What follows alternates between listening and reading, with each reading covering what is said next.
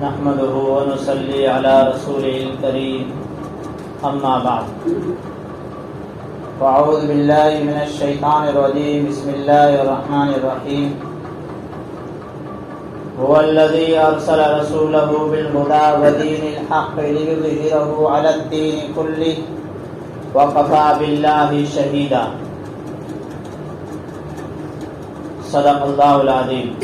درود شریف پڑھو. اللهم صل على سيدنا ومولانا محمد وعلى آل سيدنا ومولانا محمد وبارك وسلم. اللهم صل على سيدنا ومولانا محمد وعلى آل سيدنا ومولانا محمد وبارك وسلم. اللهم صل على سيدنا ومولانا محمد وعلى آل سيدنا ومولانا محمد وبارك وسلم. میرے عزیز بھائی اور بزرگوں، میں نے ابھی آپ حضرات کے سامنے قرآن کریم کی ایک آیت کا حصہ پڑھا. اس آیت کریمہ میں اللہ تبارک و تعالیٰ نے دین اسلام کا مزاج بتلایا ہے، دین اسلام کی صفت بتلائی ہے، دین اسلام کی طبیعت بتلائی ہے کہ دین اسلام کا مزاج کیا ہے. اللہ تبارک و تعالیٰ فرماتے ہیں کہ دین اسلام جو مذہب اسلام ہے، جس کو اللہ کے رسول حضرت محمد صلی اللہ علیہ وسلم لے کر دنیا میں تشریف لے آئے، اس کا مزاج، اس کی صفت یہ ہے کہ جہاں بھی یہ دین اسلام آئے گا وہاں پر باطل جو دین ہے وہ مٹ جائے گا. یعنی مذہب اسلام ہی کا غلبہ ہوگا. سب سے اوپر جو مذہب ہوگا وہ اسلام ہی ہوگا. اس کے لیے کوئی مشورہ کرنے کی ضرورت نہیں ہے، یا اسلام کو باہر سے مدد دینے کی ضرورت نہیں ہے، باہر سے کوئی سپورٹ کرنے کی ضرورت نہیں ہے.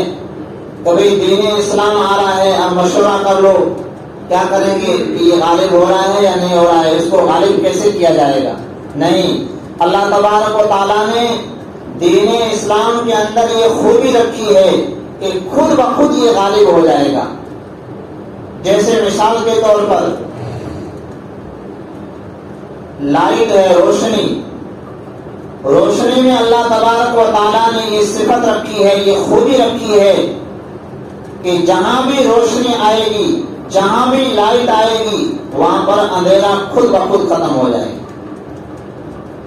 ابھی دن ہے، رات کا وقت جب ہوتا ہے تو چاروں طرف اندھیری چھا جاتی ہے، اور ایسی اندھیری ہوتی ہے بعض مرتبہ کہ انسان اپنا ہاتھ بھی دیکھ نہیں پاتا ہے.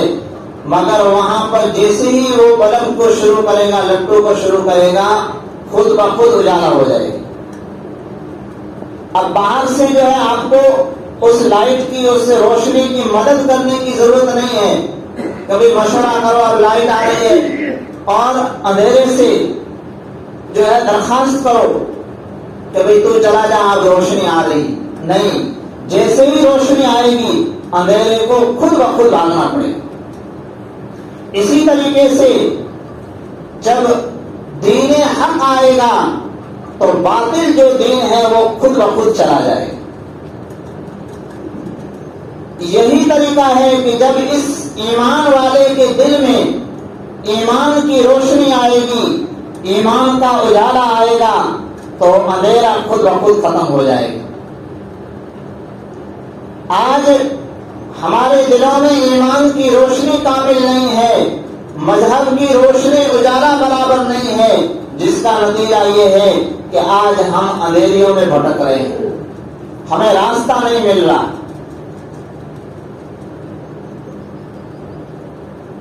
اللہ کے نبی حضرت محمد صلی اللہ علیہ وسلم کے ایک صحابی ہیں ربعی بن عامر رضی اللہ تعالیٰ عنہ.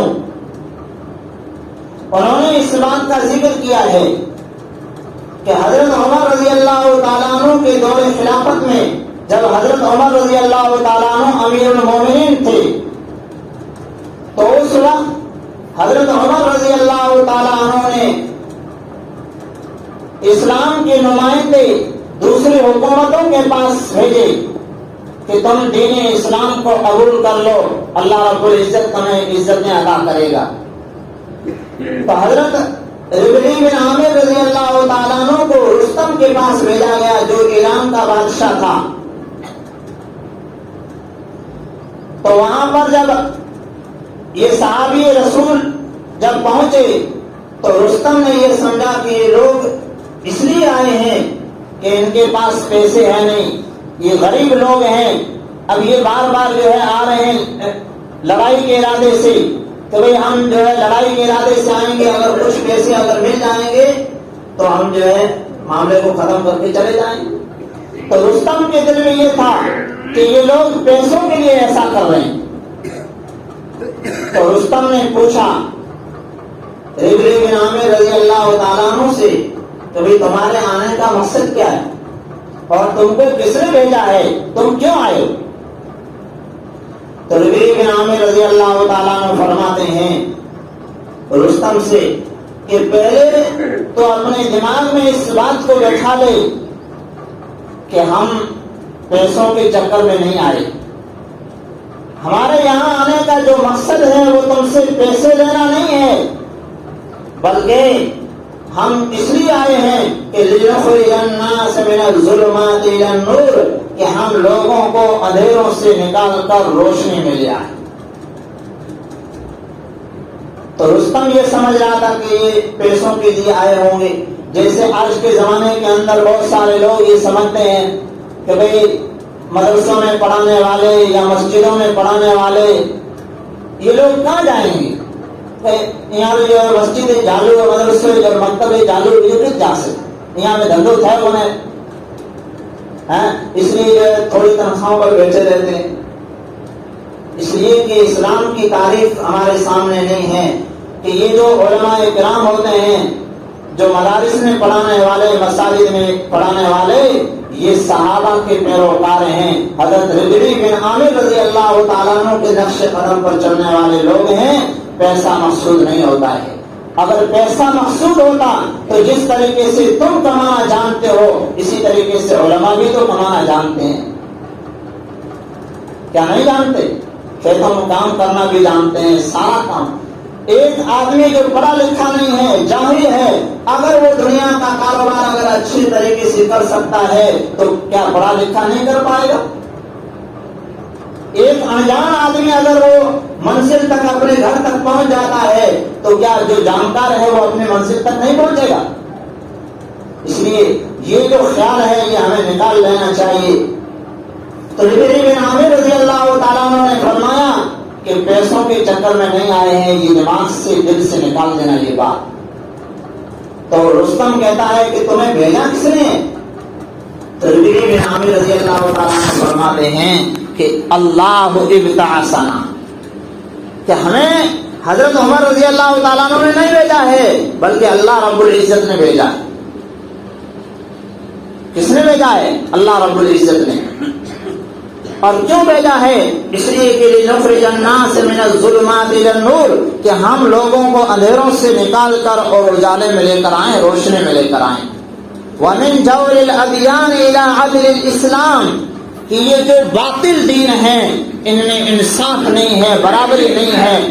آج آپ دیکھ لو مذہب اسلام کے علاوہ دنیا میں کوئی ایسا مذہب نہیں ہے جس میں سب لوگوں کو برابر کے حقوق دیے گئے۔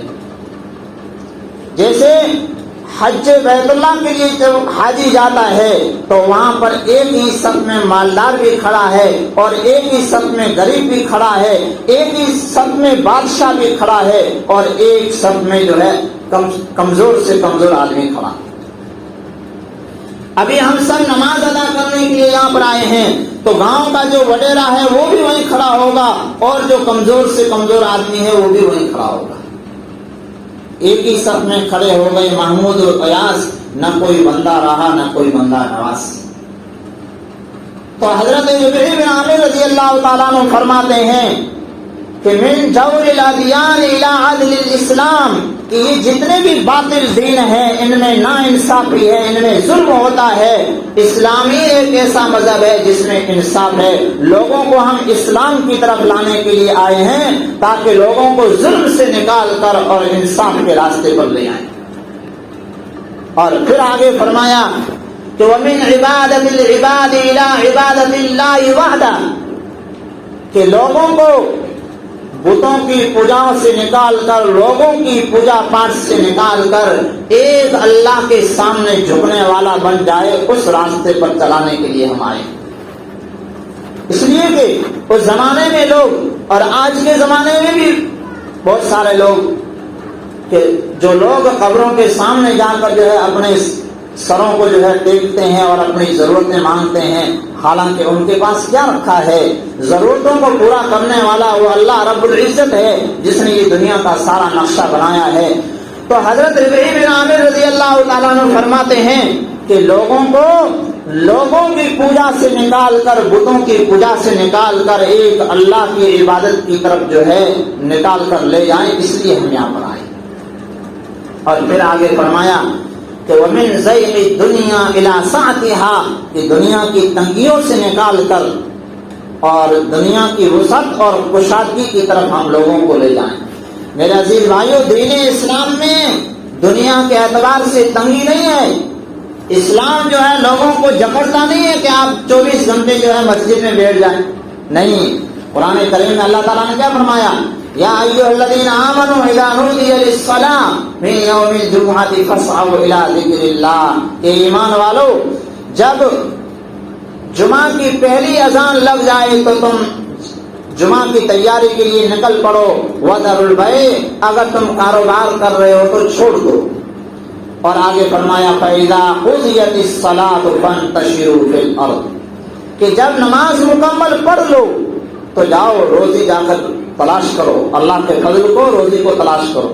یہ نہیں کہ بھئی آپ 24 گھنٹے یہیں بیٹھے رہو، نہیں۔ اسلام نے جو حکم دیا ہے، اللہ کا جو حکم ہے اس کو پورا کر کے اس کے بعد آپ آرام سے دنیا کما سکتے ہیں۔ ایسا نہیں ہے کہ جیسے غیروں کے مذہب میں ہے کہ بھئی رہبانیت، بس بابے بن جاؤ 24 گھنٹے اسی میں جو ہے گھومتے رہو، نہیں، بلکہ بال بچوں کی بھی فکر کرنا ہے، ساری چیزیں کرنا ہے، لیکن پہلے اللہ کا حکم ماننا ہے۔ تو میرے عزیز بھائیو، اللہ کے رسول صلی اللہ علیہ وسلم کے صحابہ، ان کو شوق تھا، ان کو ایک لگن تھی دین اسلام سے۔ وہ اللہ کے رسول صلی اللہ علیہ وسلم کے ہر عمل کو، ہر کام کو دیکھتے تھے اور اللہ کے رسول صلی اللہ علیہ وسلم کے نقش قدم پر چلنے کی کوشش اور فکر کرتے تھے۔ اس لیے صحابہ نے آپس میں مشورہ کیا کہ اللہ کے رسول صلی اللہ علیہ وسلم جب ہمارے درمیان مسجد میں ہوتے ہیں تو ہم عبادت کو دیکھ لیتے ہیں، اللہ کے رسول صلی اللہ علیہ وسلم کے کاموں کو ہم دیکھ لیتے ہیں، مگر جب اللہ کے رسول صلی اللہ علیہ وسلم گھر تشریف لے جاتے ہیں تو اس وقت ہم ساتھ میں ہوتے نہیں ہیں۔ اللہ کے رسول صلی اللہ علیہ وسلم کا وہاں پر کیا معمول ہوتا ہے؟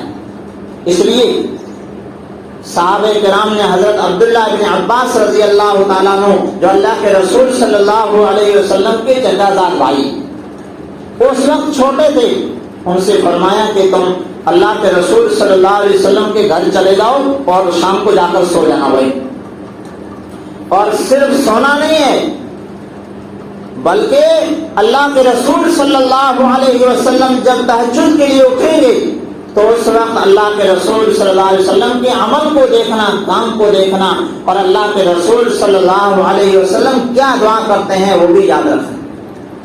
تو ابن عباس رضی اللہ تعالیٰ عنہ چلے گئے اللہ کے رسول صلی اللہ علیہ وسلم کے گھر اور جا کر شام کو سو۔ اللہ کے رسول صلی اللہ علیہ وسلم صبح تہجد کے لیے اٹھے تو آپ صلی اللہ علیہ وسلم نے نماز پڑھی اور اس کے بعد آپ صلی اللہ علیہ وسلم دعا میں لگ گئے۔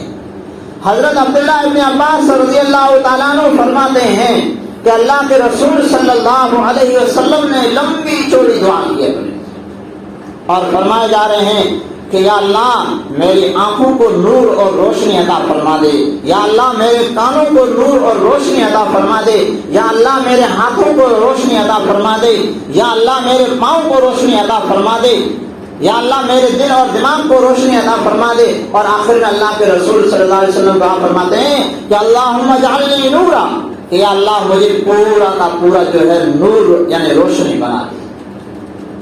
یہ کس کے لیے؟ اپنے لیے جو ہے دعا کر رہے ہیں۔ کیوں؟ اس لیے کہ جب آنکھوں میں ایمان کا نور اور روشنی آئے گی تو یہ آنکھیں جو ہے غلط راستے پر نہیں جائے گی۔ جب دوسرے کی بیٹی جو ہے اگر راستے سے گزر رہی ہوگی تو وہ انسان جس کی آنکھوں میں دین کا اجالا ہے، ایمان کی روشنی ہے، وہ اس کو اپنی بچی ہی سمجھے گا، وہ اس کی طرف بری نگاہ سے نہیں دیکھے گا۔ اور جب یہ ایمان کا نور کانوں میں پہنچے گا تو پھر یہ انسان کسی کی برائی، کسی کی غیبت ان کانوں سے نہیں سنے گا۔ کیوں؟ اجالا ہوگا تو انسان بھٹکے گا نہیں، اندھیرے میں بھٹک جائے گا اور کہیں کھڈے میں بھی گر سکتا ہے۔ جب ایمان کا نور آئے گا، اجالا آئے گا تو پھر سامنے والے کو منع کر دے گا کہ بھائی صاحب میرے سامنے جو آپ دوسرے کی بات مت کرو، اور ورنہ اگر اندھیرا ہے تو وہاں سے بڑی بہترین باتیں سنانا سی۔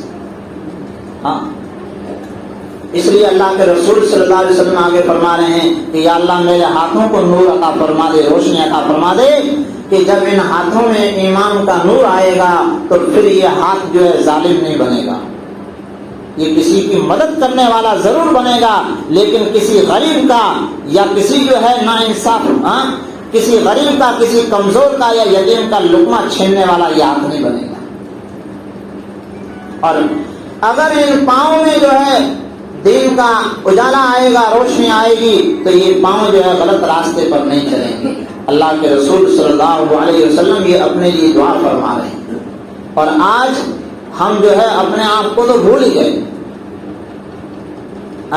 آپ نے بات کر سکتے مارو جو ہے نا آج کل بگڑیا رہا ہے، مارو بگڑیا رہا، آپ نے سدھر رہا، لوگ ہی نظر آتے ہیں، خود کو انسان بھول جاتا ہے۔ اللہ کے رسول صلی اللہ علیہ وسلم یہ تعلیم دے رہے ہیں کہ سب سے پہلے تو اپنی فکر کر، اس لیے کہ تیرے جب اخلاق صحیح ہو جائیں گے، تیرا اٹھنا بیٹھنا، تیرا دیکھنا کھانا پینا، یہ سب جب صحیح ہو جائے گا تو یہ خود بخود جو ہے دین بن جائے گا اور لوگوں کے لیے دعوت بھی بن جائے گا۔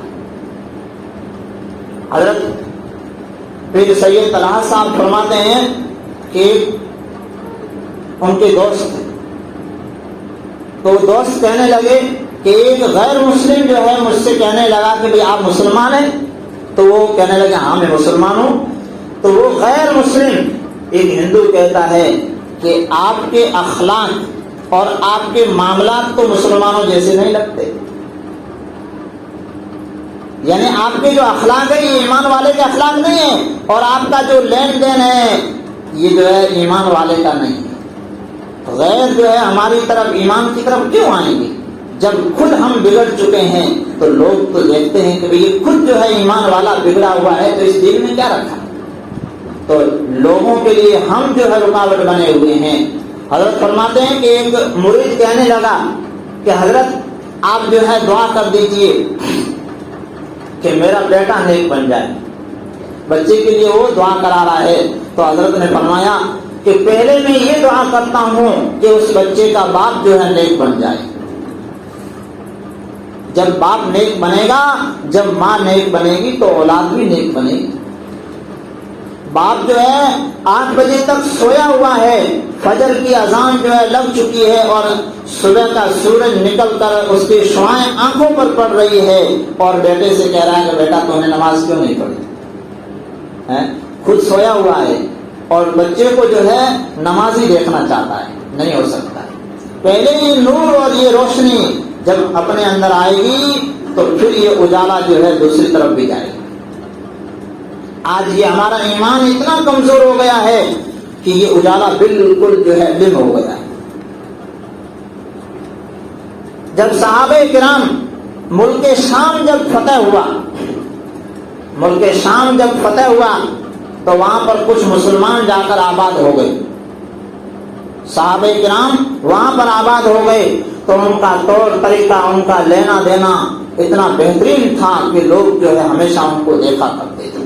تو ایک عیسائی، ایک غیر مسلم، ایک مسلمان صحابی کے پاس سودا لینے کے لیے آیا، اس کو جو لینی تھی، تو دوسری جگہ سے وہ دکانوں سے دیکھتا ہوا آ رہا تھا، اور جب وہ وہاں پر پہنچا تو بہترین صاف ستھری جو، تو وہ آدمی کہتا ہے کہ بھئی دوسری دکانوں میں دیکھ کر آیا، وہاں پر جو اتنی اچھی جو نہیں تھی، اور یہاں پر بہترین اور بھاؤ بھی برابر۔ جیسے آج کے زمانے کے ہم مسلمان ہیں، جب اناج ہوگا گوار تیسن تو میں نے کہا سے بھائی تھوڑا باٹھا بھیڑو رکھا سے تو بتو تیسن باٹھا میں نے بھیڑا کو نہ آپ نے بھیڑنا ہے تاکہ جو ہے ایمان مضبوط ہے۔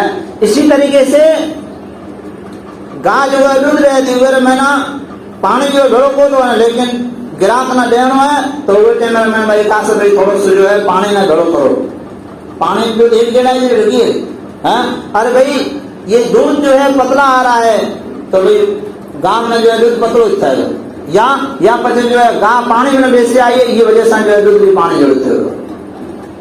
یہ ہمارے اخلاق۔ اور وہ صحابی رضی اللہ تعالیٰ عنہ کے پاس اتنی بہترین جو ہے، تو اس نے، وہ مالدار آدمی تھا، اس نے کہا کہ میں 6 مہینے کے لیے جو ہے 6 مہینے کا خوراک یعنی کھانا میں خرید رہا ہوں۔ تو وہ صحابی رضی اللہ تعالیٰ عنہ فرماتے ہیں کہ میں آپ کو یہ جو دے دوں گا، لیکن یہ پاس سامنے جو دکاندار بیٹھا ہوا ہے اگر آپ اس سے یہ سودا لے لیں تو اچھا ہوگا۔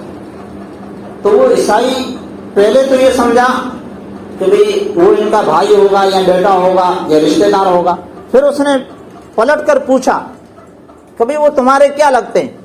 تو کہا کہ بھئی وہ میرا کوئی رشتہ دار نہیں ہے، وہ غیر مسلم ہے اور میں مسلمان ہوں، مگر اللہ کے رسول صلی اللہ علیہ وسلم کی تعلیم نے، اسلام نے اس کو میرا پڑوسی بنایا ہے، پاس میں رہنے والا چاہے غیر مسلم ہو لیکن وہ پڑوسی ہے۔ اور آج صبح سے لے کر شام ہونے آ رہی ہے، اس نے دکان لگائی ہے، اور وہ گھر سے جب نکلا ہے تو اس کے بچے ابھی انتظار کر رہے ہوں گے کہ ہمارے ابا جان جو ہے کاروبار کرنے کے لیے گئے ہیں، کچھ جو ہے کما کر لائیں گے اور ہمارے لیے سامان لے کر آئیں گے۔ اس غیر مسلم کے پاس آج کوئی جو ہے سودا لینے والا نہیں آیا ہے۔ جب وہ واپس جائے گا تو وہ بھی مایوس ہوگا اور اس کے بچے بھی مایوس ہوں گے، اور آج مجھے الحمدللہ اتنا جو ہے سامان مل چکا ہے، اتنے پیسے مل چکے ہیں کہ میرا گزارا جو ہے آرام سے چل سکتا ہے، اس لیے آپ جو ہے اگر اس کے پاس لے لیں تو اس کا بھی جو ہے اچھا ہو جائے گا۔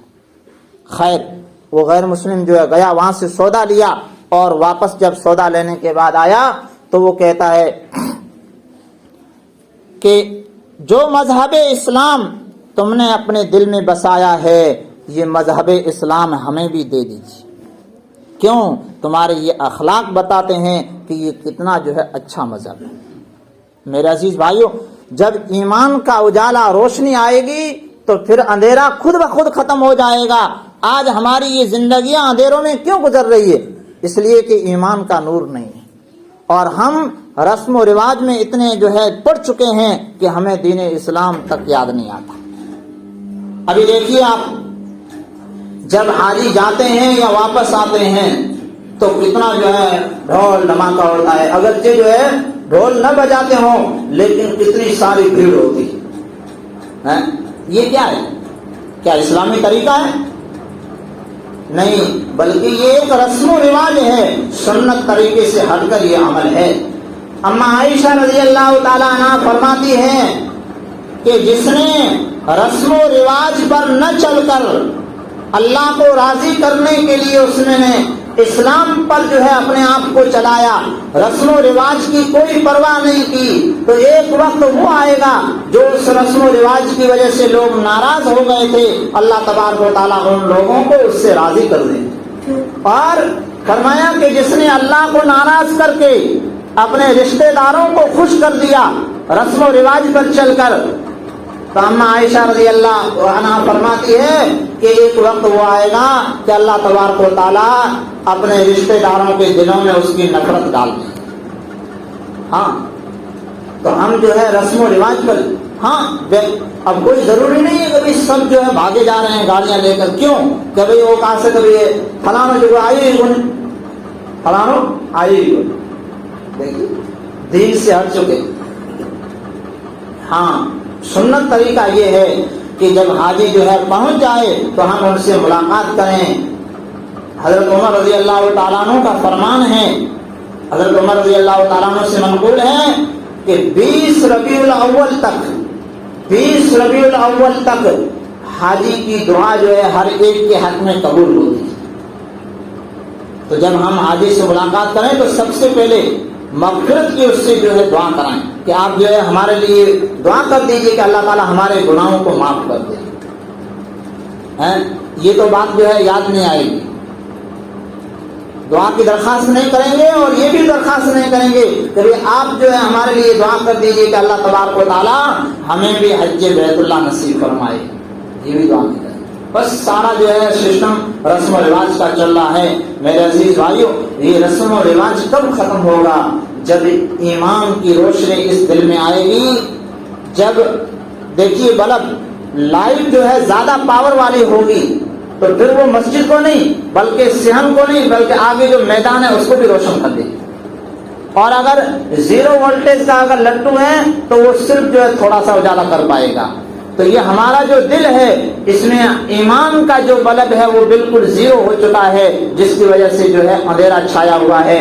یہ ایمان کا جب بلب روشن ہوگا تو پھر ساری کی ساری چیزیں ہمیں جو اچھے طریقے سے نظر آ جائے گی۔ اللہ تبارک و تعالیٰ ہمیں ان باتوں کو سمجھنے کی اور سمجھ کر عمل کرنے کی توفیق عطا فرمائے، آمین یا رب۔